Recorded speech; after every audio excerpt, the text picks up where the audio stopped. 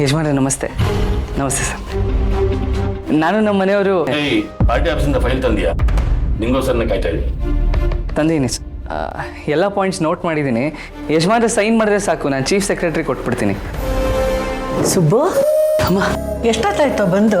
ಈಗ ಬಂದೆ ಅಮ್ಮ. ಏನಿದು ಕೈಯಲ್ಲಿ? ಇದು ಮನೆಯವರೆಲ್ಲ ಕುಕ್ಕೆ ಸುಬ್ರಹ್ಮಣ್ಯಕ್ಕೆ ಹೋಗಿದ್ವಿ, ಪ್ರಸಾದ ತಂದಿದೆ, ಕೊಟ್ಟು ಹೋಗೋಣ ಅಂತ. ಕುಕ್ಕೆ ಸುಬ್ರಹ್ಮಣ್ಯಕ್ಕೆ ಹೋಗಿದ್ರ? ಒಳ್ಳೇದಾಯ್ತು. ಆ ಸುಬ್ರಹ್ಮಣ್ಯನ ದಯೆಯಿಂದ ನಿಮ್ಮ ಜೀವನದಲ್ಲಿರೋ ದೋಷಗಳೆಲ್ಲ ಆದಷ್ಟು ಬೇಗ ಪರಿಹಾರ ಆಗಲಿ. ಪ್ರಸಾದ ಕೊಡು. ಒಂದು ನಿಮಿಷ. ನೋಡ್ದಿಯಣ್ಣ, ಇವನು ಈ ಥರ ನಾಟಕ ಮಾಡಿನೇ ಮನೆಯವ್ರನ್ನೆಲ್ಲ ಮರಳು ಮಾಡಿರೋದು. ಎಲ್ರಿಗೂ ಕೊಡು. ಯಜಮಾನ್ರೆ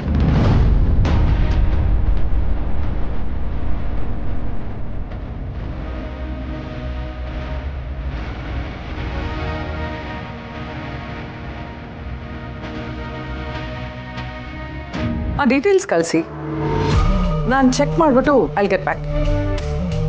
ಥ್ಯಾಂಕ್ ಯು. ಮೇಡಮ್, ಮನೆಯವರೆಲ್ಲ ಕುಕ್ಕೆ ಸುಬ್ರಹ್ಮಣ್ಯಕ್ಕೆ ಹೋಗಿದ್ವಿ, ಪ್ರಸಾದ ತಂದಿದೆ, ತಗೊಳ್ಳಿ.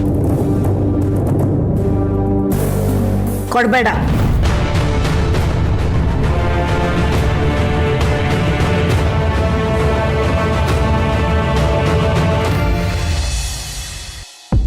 ಲೇ ವಿಶಾಲು, ಇಲ್ಲೇನೇ ಮಾಡ್ತಿದ್ಯಾ? ಏನ್ರಿ ಹಿಂಗೆ ಕೇಳ್ತಾ ಇದ್ದೀರಾ?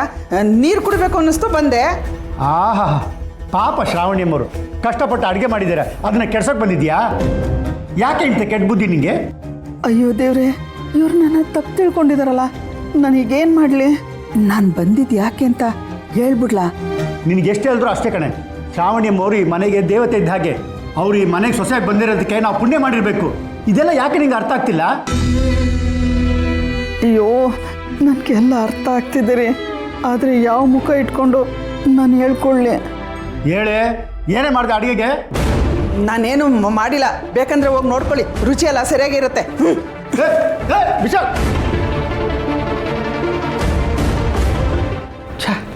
ಇಂಥ ಕೆಟ್ಟ ಬುದ್ಧಿ ಬಂತು ವಿಶಾಲಿಗೆ. ಅದೇನೋ ಹಾಕಿದ್ಲು, ನಾನೇ ನೋಡಿದೆ. ಏನು ಮಾಡಿದ್ಲು ಏನೋ?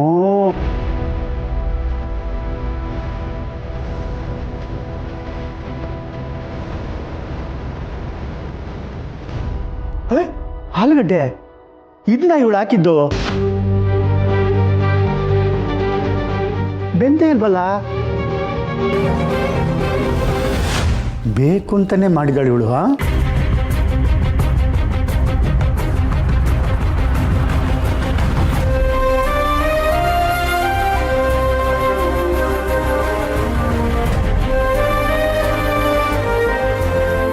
ಉಪ್ಪು ಖಾರ ಏನಾದ್ರು ಜಾಸ್ತಿ ಹಾಕಿದಾಳ? ಟೇಸ್ಟ್ ಮಾಡಿ ನೋಡೋಣ.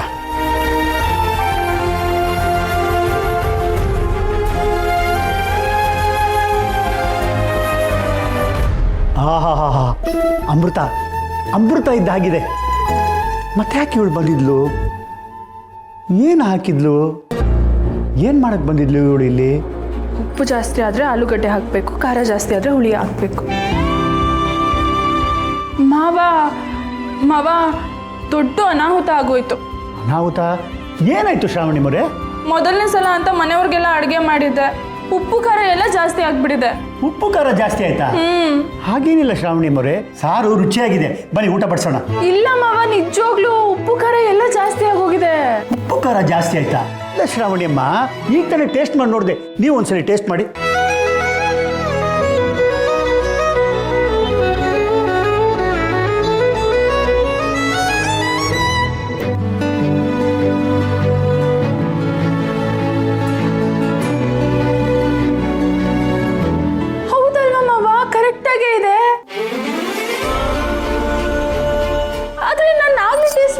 ಉಪ್ಪು ಖಾರ ಜಾಸ್ತಿ ಆಗಿತ್ತು. ಮೋಸ್ಟ್ಲಿ ಕರೆಕ್ಟಾಗಿ ಕುದ್ದಿರ್ಲಿಲ್ಲ ಅನ್ಸುತ್ತೆ. ಈಗ ಕುದಿತಲ್ಲ, ಅದಕ್ಕೆ ಕರೆಕ್ಟ್ ಆಗಿದೆ. ನಾನು ಮಾಡಿರೋ ಅಡುಗೆ ಸಖತ್ತಾಗಿದೆ ಅಲ್ವಾ ಮಾವ? ಹೌದು ಶ್ರಾವಣಿ ಮೊರೆ, ಅಮೃತ ಇದ್ದಾಗಿದೆ, ತುಂಬ ಚೆನ್ನಾಗಿ ಮಾಡಿದ್ದೀರಾ.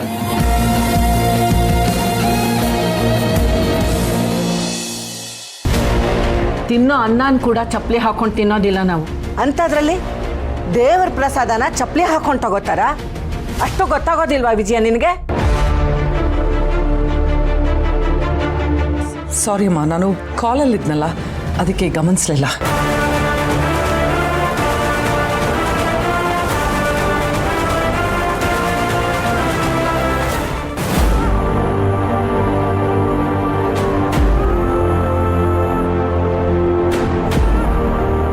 ಯಜಮಾನ್ರೆ, ಫೈಲ್ಸ್ಗೆ ಸೈನ್ ಮಾಡಿದ್ರೆ ನಾನು ಪಾರ್ಟಿ ಆಫೀಸ್ಗೆ ಹೋಗ್ಬಿಡ್ತೀನಿ. ಸುಬು, ನಿನ್ನ ಜೊತೆ ಸ್ವಲ್ಪ ಮಾತಾಡಬೇಕಾಗಿತ್ತು. ಹೇಳಿ ಯಜಮಾನ್ರೆ. ಅದು ನೀನು ನಿನ್ನ ಹೆಂಡತಿನ ಕರ್ಕೊಂಡು ಮನೆಗೆ ಬರಬೇಕು. ಯಜಮಾನ್ರದ್ದು ಕೆಲವು ಡಾಕ್ಯುಮೆಂಟ್ಸ್ ಇದೆ, ಅದಕ್ಕೆ ಶ್ರಾವಣಿದು ಸಿಗ್ನೇಚರ್ ಬೇಕು. ಕರ್ಕೊಂಡ ಗೊತ್ತು ಯಜಮಾನ್ರೆ, ಮೇಡಮ್ ನಾನು ಅವತ್ತೇ ಹೇಳಿದ್ದೆ, ಕರ್ಕೊಂಡು ಬರ್ತೀನಿ. ಮತ್ತು ನಾನು ಅವಳ ಹತ್ರ ನೇರವಾಗಿ ಮಾತಾಡಿದೆ. ವಿಷಯ ಗೊತ್ತಿರಲಿ ಅಂತ ನಿನ್ನೂ ಕರೀತಾ ಇದ್ದೀನಿ. ನನ್ನನ್ನು ಕರಿಬೇಕಾ ಯಜಮಾನ್ರೆ?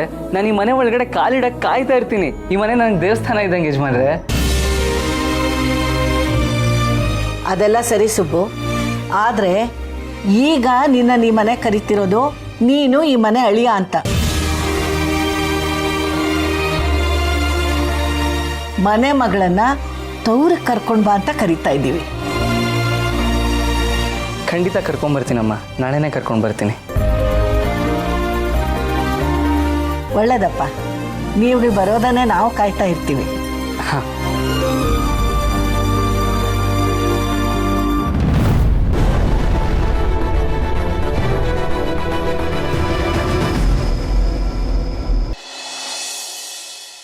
ಬನ್ನಿ ಬನ್ನಿ ಮಾವ ಅತ್ತೆ, ಬನ್ನಿ ಕೂತ್ಕೊಳ್ಳಿ ಎಲ್ರು.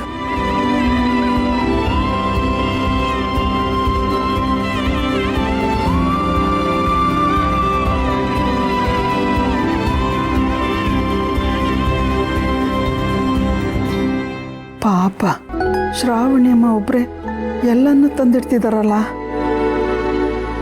ಲೇ ದನ, ಅಡುಗೆ ಮಾಡುವಾಗ ಕೈ ಸುಟ್ಕೊಂಡೆ ಬಾಯಿ ಸುಟ್ಕೊಂಡೆ ಅಂತ ಹೇಳ್ಕೊಂಡು ಪಾತ್ರೆ ತಂದಿಡುವಾಗ ಬೀಳಿಸ್ಬಿಟ್ರೆ ಯಾರು ಊಟ ಮಾಡೋಕ್ಕಾಗಲ್ಲ. ಹೋಗಿ ನೀನೇ ತಗೊಂಬಂದಿಡೆ. ಅದೇ ಕರೆಕ್ಟಾಗಿ ಹೇಳಿದ್ರೆ ನುಡಿಯತ್ತೆ.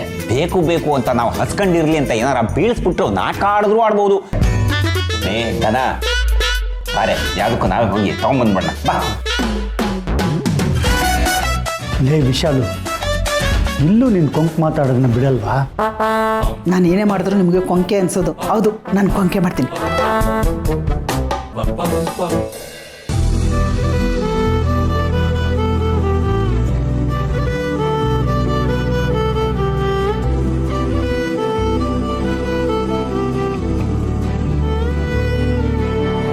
ಎಲ್ಲ ತಂದಿಟ್ಟಾಯ್ತಲ್ಲ, ಬಡ್ಸಕ್ಕೆ ಹೇಳು.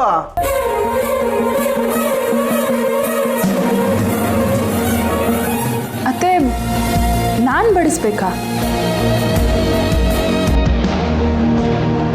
ಹೌದು ಶ್ರಾವಣಮ್ಮ, ನೀವು ತಾನೇ ಅಡುಗೆ ಮಾಡಿದ್ದು, ನಿಮ್ಮ ಕೈಯಲ್ಲೇ ಬಡಿಸ್ಬೇಕು. ಬಡಿಸಿ.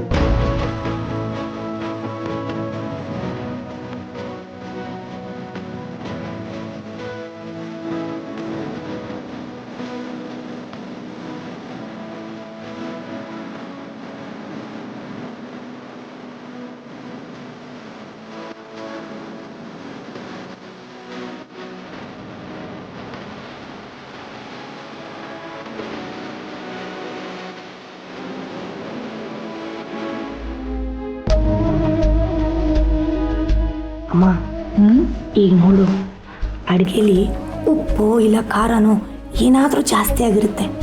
ಅದನ್ನೇ ಇಟ್ಕೊಂಡು ಹೆಂಗೆ ಜಗಳ ಮಾಡ್ತೀನಿ ಅಂತ.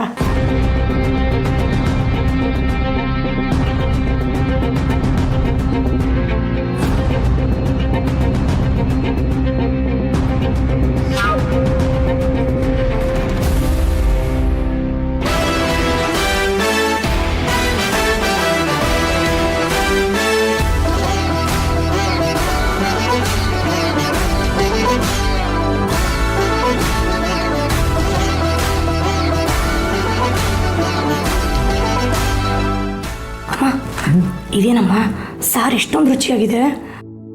ಹಾಗಂತ ನಾನೇನು ಸುಮ್ಮನೆ ಇರೋಳಲ್ಲ, ನೋಡ್ತಾ ಇರು ಈಗ ಏನು ಮಾಡ್ತೀನಿ ಅಂತ. ಛೇ ಛೇ ಛೇ ಛೇ ಛೇ, ಇದನ್ನ ಯಾರಾದರೂ ಊಟ ಅಂತಾರ? ಅಮ್ಮ ಅಡಿಗೆನ ನೀನೇ ಮಾಡ್ಬೇಕಿತ್ತು. ಈ ಊಟ ತಿನ್ನಕ್ಕೆ ಆಗಲ್ಲ. ಹೌದು ಊಟ ಭಾಳ ಕೆಟ್ಟದಾಗಿದೆ, ಬಾಯಿಗೆ ಇಡೋಕ್ಕಾಗಲ್ಲ. ಈಗ ಈ ಊಟನ ನಾಯಿ ಸಹ ತಿನ್ನಲ್ಲ. ಏನಂದ್ರೆ ಹೇಳಿದ್ರೆ ನಾಯಿಗೆ ಹಾಕಿದ್ರು ತಿನ್ನಲ್ವಾ? ಯಾವ ನಾಯಿ ತಿನ್ನುತ್ತೆ? ಬಂದೆ ಇಡಿ. ಬಂದೆ ಎಲ್ಲಿ ಕುಡಿ. ಇರಿ ಅಂದ್ರೆ ನಾಯಿ ಕೂಡ ತಿನ್ನಲ್ವಾ? ಹಾಕಿ ನೋಡ್ತೀನಿ, ತಿನ್ನುತ್ತೋ ಇವತ್ತ ನೋಡೋಣ. ಅಯ್ಯೋ ಮಾವ, ಯಾಕೆ ಸುಮ್ಮನೆ ಕೊಟ್ಬಿಡಿ, ಪಾಪ ಹಸ್ಕೊಂಡಿರ್ತಾರೆ. ಮತ್ತಿನ್ನೇನಮ್ಮ, ನಾಯಿ ಕೂಡ ತಿನ್ನಲ್ಲ ಅಂತ ಹೇಳ್ತಿದ್ದಾರೆ. ನಾಯಿಗೆ ಒಂದೊತ್ತು ಊಟ ಹಾಕಿದ್ರೆ ಅದು ನಮ್ಮನ್ನ ಕಾಯುತ್ತಮ್ಮ. ನೋಡೋಣ ಇರಿ, ಹಾಕಿ ನೋಡ್ತೀನಿ, ತಿನ್ನುತ್ತೋ ಇಲ್ವೋ ನೋಡೋಣ. ಪರವಾಗಿಲ್ಲ ಬಿಡಿ ಮಾವ, ಸುಮ್ಮನೆ ಯಾಕೆ ಅವ್ರನ್ನ ಗೋಳು ಹಾಕೋತೀರಾ? ಕೊಡಿ ಇಲ್ಲಿ, ತಗೊಳ್ಳಿ.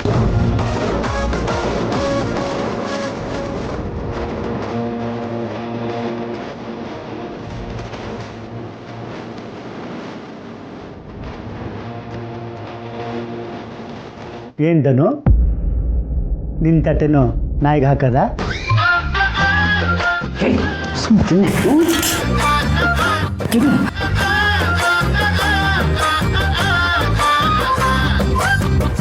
ಮಮ್ಮಿ, ನಿನ್ನ ಮಾತು ನಂಬ್ಕೊಂಡು ಹೊಟ್ಟೆಗೆ ಅನ್ನ ಇಲ್ಲದೆ ಮಾಡ್ಕೊಂಡ್ಬಿಡ್ತೀನಲ್ಲ ಮಮ್ಮಿ. ಎಷ್ಟು ಚೆನ್ನಾಗಿರೋ ಊಟ. ಅಯ್ಯಯ್ಯೋ, ಮೊದಲೇ ಹೊಟ್ಟೆ ಸಿಕ್ಕಾಪಟ್ಟೆ ಸಿತಾಯಿತ್ತು. ಅಯ್ಯಪ್ಪ, ನಾನು ತಿನ್ಕೊಂಡ್ಬಿಡ್ತೀನಪ್ಪ. ನಾನೇನೋ ಮಾಡಲಿ, ಕೈಯಲ್ಲಿ 5 ಪೈಸೆ ಗತಿ ಅಂತಾರಳು. ಅವಳಿಗೆ ಏನು ಮರ್ಯಾದೆ ಕೊಡೋದು ಅಂದ್ಬಿಟ್ಟು ಸಿಕ್ಕ ಅವಕಾಶಗಳನ್ನೆಲ್ಲ ಬಳಸ್ಕೊಂಡು ನಾನು ಅವಳಿಗೆ ಅವಮಾನಗಳನ್ನೇ ಮಾಡಿಬಿಟ್ಟೆ. ಈಗ ನಾನು ಏನು ಮಾಡೋದು ಹೇಳು? ಹೆಂಗಾಗುತ್ತೆ ಅಂತ ನನಗೇನೋ ಗೊತ್ತಿತ್ತು. ಸದ್ಯ ಊಟ ಮತ್ತೆ ಸಿಗ್ತದ, ಅಷ್ಟೇ ಸಾಕು.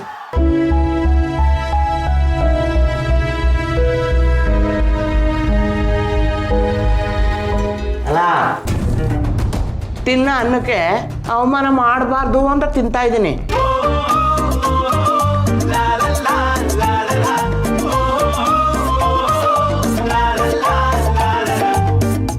ಬೇಕನಾ? ಬೇಡ ಚೆನ್ನಾಗಿಲ್ಲ, ಬೇಡ.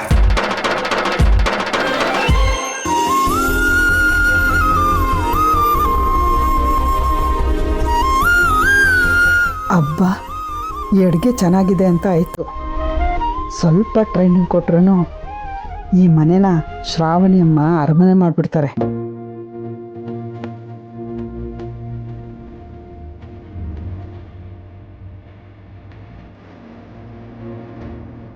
ಅಮ್ಮ, ಇಷ್ಟೊಂದು ಪಾತ್ರೆಗಳ ರಾಶಿ ಇದೆ, ನನ್ನ ಕೈಯಿಂದ ಕೆಲಸ ಮಾಡೋಕ್ಕಾಗಲ್ಲ. ಯಾರು ಅಡುಗೆ ಮಾಡಿದ್ರೋ ಅವರೇ ಈ ಪಾತ್ರೆಗಳನ್ನೆಲ್ಲ ಎತ್ತಿ ತೊಳೆದಿಡ್ಲಿ.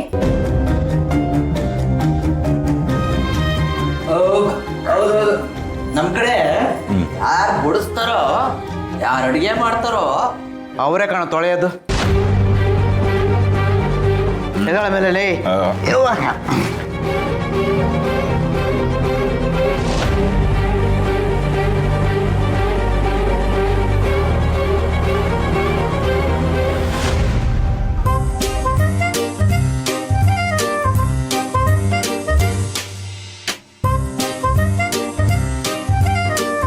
ಐಶುಪುಟ, ನಿನಗೆ ನಾನು ಹೊಸ ಸ್ಲೇಟ್ ಕೊಡ್ಸಿದ್ದೀನಲ್ವಾ, ಅದ್ರಲ್ಲಿ ಹೋಗಿ ಆ ಈ ಬರಿ ಹೋಗು. ಶ್ರಾವಣಿ ಮೋರೆ, ನಾನು ನಿಮ್ಗೆ ಸಹಾಯ ಮಾಡ್ತೀನಿ. ಅಯ್ಯಯ್ಯೋ ಮಾವ, ಬಿಡಿ ಅದನ್ನ, ಬಿಡಿ. ನೀವು ಹೋಗಿ, ಇದೊಂದು ಕೆಲಸನ ನಾನು ಮಾಡ್ಕೋತೀನಿ ಇದೆಲ್ಲ. ಅಲ್ಲ ಮಾವ, ಹೋಗಿ ನೀವು ಹೋಗಿ, ನಾವು ಮಾಡ್ಕೋತೀನಿ ಮಾವ, ಹೋಗಿ ನೀವು.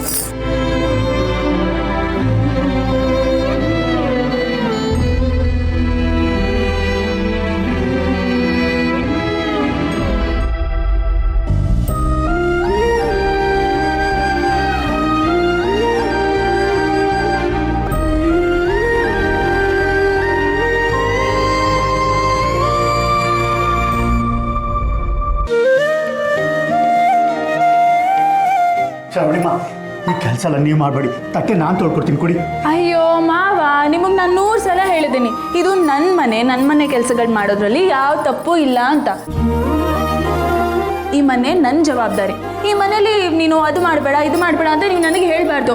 ನೀವು ಹೋಗಿ ಒಳಗೆ ಕೂತ್ಕೊಳ್ಳಿ, ನಾನು ಇದೆಲ್ಲ ತೊಳೆದು ಜೋಡಿಸಿಟ್ಟು ಬರ್ತೀನಿ, ಆಯ್ತಾ? ಹೋಗಿ. ಅಯ್ಯೋ ಶ್ರಾವಣಿ ಅಮ್ಮೋರೇ, ನೀವು ಪಾತ್ರೆ ತೊಳೆದಲ್ಲ ನನ್ನ ಕೈಯಲ್ಲಿ ನೋಡೋಕ್ಕಾಗಲ್ಲ. ಅಯ್ಯೋ ಮಾವ, ಅದಕ್ಕೆ ಹೇಳ್ತಿರೋದು ನೀವು ಹೊರಗೆ ಹೋಗಿ ಅಂತ. ಹೋಗಿ, ನಡೀರಿ ನಡೀರಿ ಮಾವ, ನಡೀರಿ.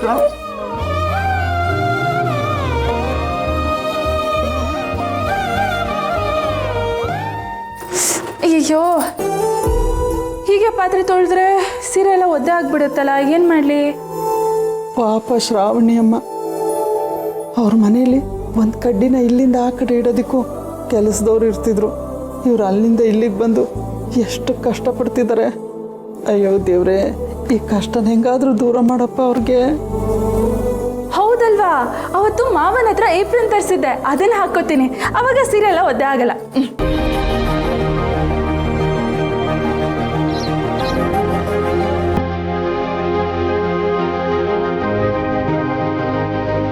ದೇವ್ರೆ, ಇಷ್ಟು ಬೇಗ ನನ್ನ ಮಾತು ಕೇಳಿಸ್ಬಿಡ್ತಾ?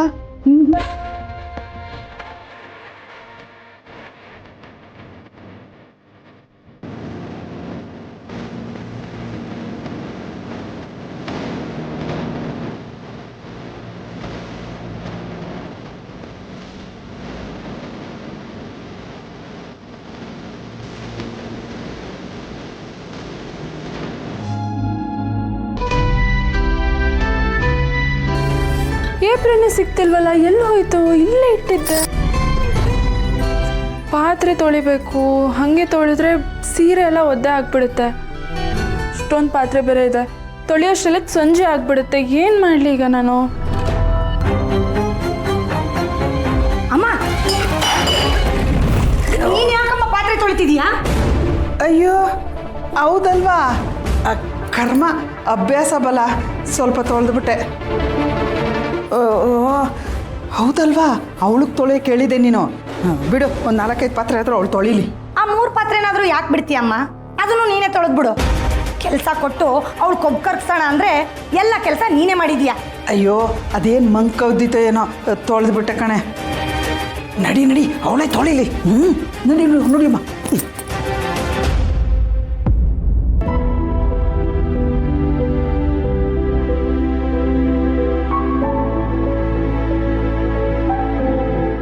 ಏನು ಮಾಡಲಿ ಈಗ? ಆಗಿದ್ದಾಗಲಿ ಹಾಗೆ ತೊಳೆದು ಬಿಡ್ತೀನಿ.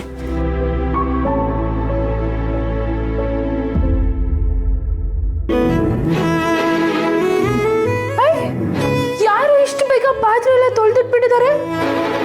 ಯಾರಿರ್ಬೋದು? ಜಾದೂಗಿದು ಆಗೋಯ್ತಾ? ಇದೆಲ್ಲ ಮಾವಂದೇ ಕೆಲಸ. ನನಗೆ ಕಷ್ಟ ಆಗಬಾರ್ದು ಅಂತ ಪಾಪ ಅವರೇ ಎಲ್ಲ ತೊಳೆದಿಟ್ಟು ಹೋಗಿದ್ದಾರೆ. ಎಂಥ ಒಳ್ಳೆ ಮನಸ್ಸು ನಮ್ಮ ಮಾವಂದು. ಇರೋ 3 ಪಾತ್ರೆನಾದರೂ ತೊಳೆಯೋಣ.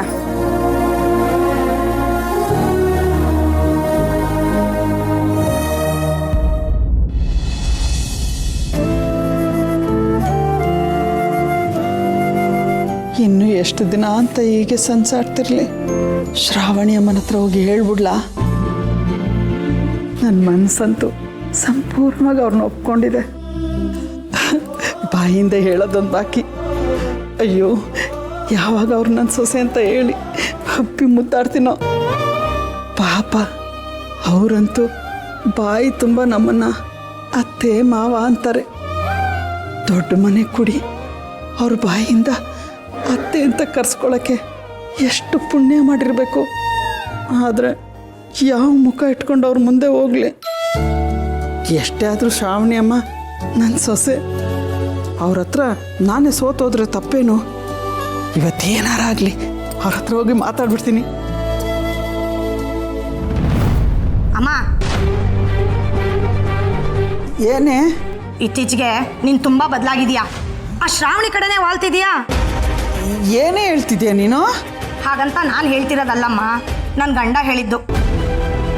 ನಿಮ್ಮಮ್ಮ ಯಾಕೋ ತುಂಬ ಬದಲಾಗಿ ಹೋಗಿದ್ದಾರೆ, ಆ ಶ್ರಾವಣಿ ಮೇಲೆ ಅಕ್ರೆ ತೋರಿಸ್ತಿದ್ದಾರೆ ಅಂತ. ಮಧ್ಯಾಹ್ನ ಬೇಕು ಅಂತಾನೆ ನಮ್ಮ ಕೈ ಕೆಲಸ ಮಾಡಿಸಿದ್ರು, ಆಮೇಲೆ ಪಾತ್ರೆನೆಲ್ಲ ಅವರೇ ತೊಳೆದ್ರು. ಇದಕ್ಕೆಲ್ಲ ಕಾರಣ ಶ್ರಾವಣಿ ಅಂತೆ. ನಿಮ್ಮಮ್ಮ ಯಾವತ್ತಿದ್ರು ಸೊಸೆ ಪರಾನ ಬಿಡು ಅಂತಿದ್ರು. ಹೌದಾ? ಅದನ್ನೆಲ್ಲ ಕೇಳಿಸ್ಕೊಂಡು ನಾನು ಸುಮ್ಮನೆ ಇದ್ಬಿಡ್ತೀನೇನಮ್ಮ. ಸರಿಯಾಗಿ ಹೇಳಿ ಬಂದಿದ್ದೀನಿ. ಏನಂತ? ನಮ್ಮಮ್ಮ ಯಾವತ್ತಿದ್ರು ನಮ್ಮ ಪಾರ್ಟಿನೇ ಅಂತ. ಆ ಶ್ರಾವಣಿ ಬಂದ್ಮೇಲೆ ನಾವು ಮನೆಯವರೆಲ್ಲ ಎಷ್ಟು ನರಳಾಡಿದೀವಿ. ಅದನ್ನೆಲ್ಲ ಮರ್ತ್ಬಿಟ್ಟು ನಮ್ಮಮ್ಮ ಅವಳ ಹತ್ರ ಹೋಗ್ತಾರಾ? ನಮ್ಮಮ್ಮ ಅಷ್ಟು ಸುಲಭಕ್ಕೆ ಕರ್ಗೋಳಲ್ಲ. ನಮ್ಮನೆ ನೆಮ್ಮದಿ ಕಿತ್ಕೊಂಡಿರೋರ ಹತ್ರ ಮುಖ ಕೊಟ್ಟು ಮಾತಾಡ್ಸೋದಿಲ್ಲ ಅಂತ ಸರಿಯಾಗಿ ಹೇಳ್ಬಿಟ್ಟು ಬಂದಿದ್ದೀನಿ.